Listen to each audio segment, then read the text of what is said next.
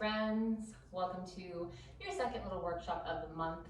And so, yes, the theme is kind of chest opening, strong back, but there were some questions about stepping up to the top of the mat from down dog, or just kind of moving yourself to the top of the mat. And I think it's a really important part of the practice. And so, since we talked about the vinyasa with our last workshop, I think this is a really great complement to that. So, we're going to talk about stepping up to the top of the mat. And you see I have a lot of things here.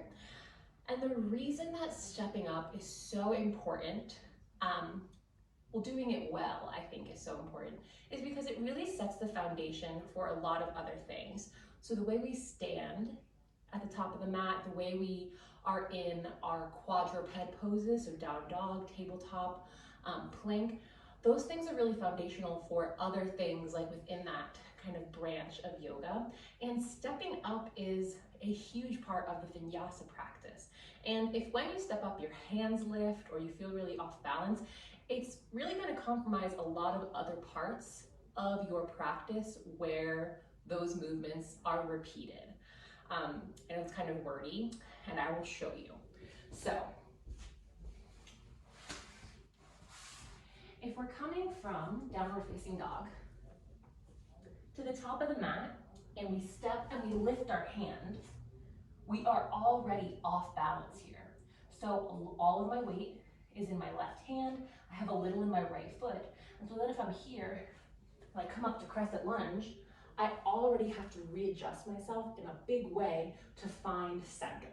So you're kind of making the journey a little bit more challenging when you are moving through these positions, shifting weight constantly. So we're gonna break down the process of stepping up, and then I'm gonna show you all the ways that I actually step up.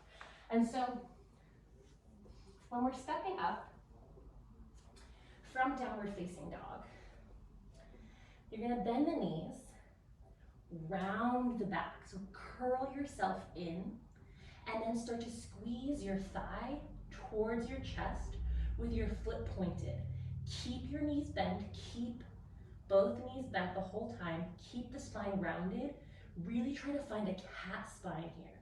So start to suck the thigh towards the chest, keep everything rounded, point the foot, and then when the knee gets up towards the top, look between the hands, and then try to step your foot to your thumb. And as you can see, I didn't quite make it, and so I just wiggle, keeping my hands pressed. Wiggle, wiggle, wiggle. My hands are still pressed. Crescent lunge. So, if you find that your foot doesn't quite get all the way up to your thumb, that's totally okay. Sorry, my dog is drinking. That is totally okay. You can break it down.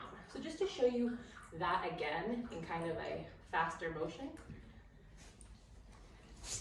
Coming from downward facing dog, bend the knees, round the back, suck the knee towards the chest, place it as close as you can, keep the hands pressed, and then wiggle.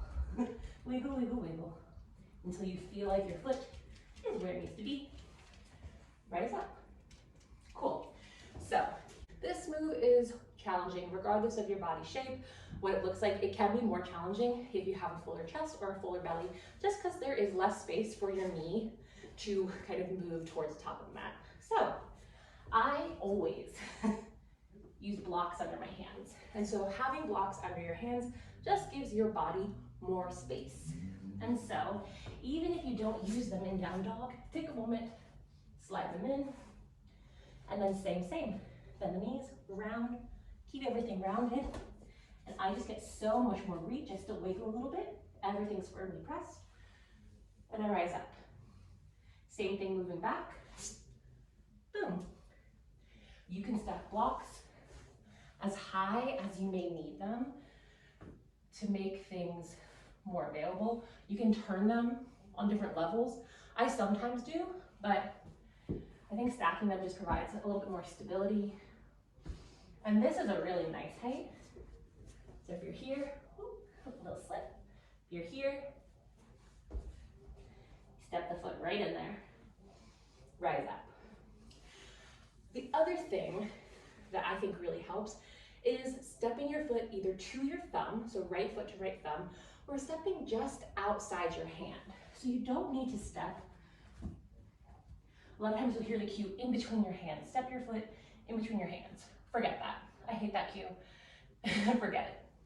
When you're stepping up, either step to your thumb or step just outside of your hand, because you can always wiggle the foot in and rise up.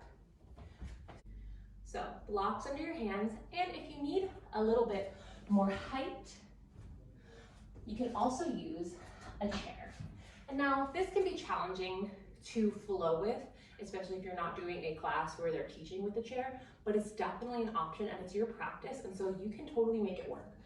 So down dog on a chair would look something like this.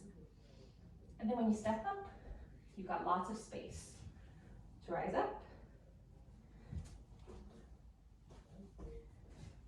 and come back down. So, just to do a quick recap.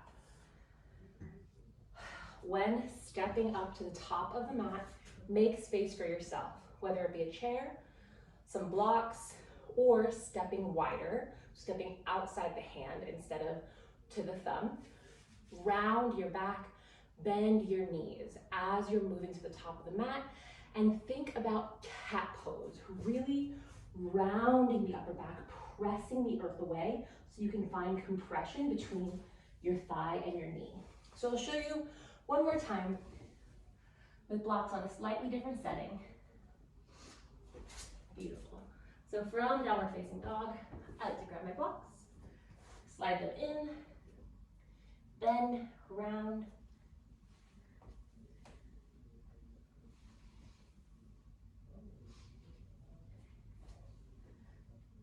bend, round,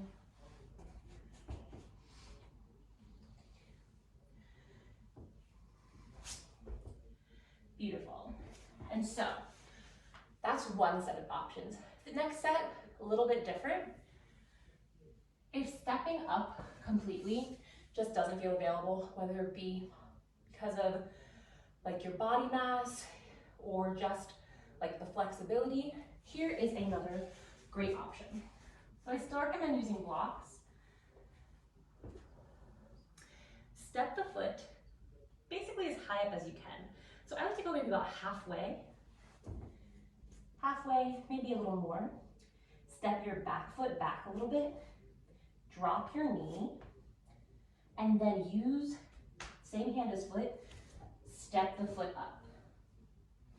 And then from there, lift up, recenter yourself, and rise up. So you're just giving yourself that little bit of help. So step up halfway.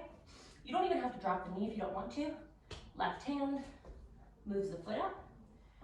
Bring the hands back down, recenter, press the ground away, and rise up.